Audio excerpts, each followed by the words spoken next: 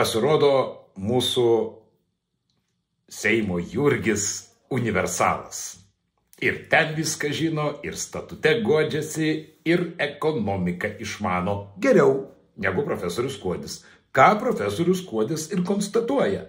Jurgis Razma yra, aišku, neabejotinas autoritetas ekonomikoje Lietuvoje, čia turbūt numeris 1, galima gyvam paminklą statyti, kaip sakant. Tai čia tiesiog dar viena iliustracija, kaip sakau, lagaminų krovėjai taiso lėktuvus. Paimti tos, iš dabar jau tai nebėra pensijų sistema, jau dabar taupimo raudonai mašinytė sistema, bet ten valstybė idiotiškai remia kažkokius tai fondus, siūsdama mūsų pačių pinigus, ten irgi 100 milijonų.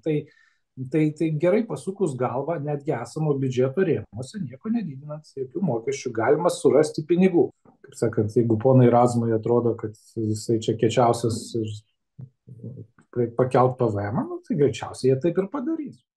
Ekonomikos genijus ir autoritetas numeris 1.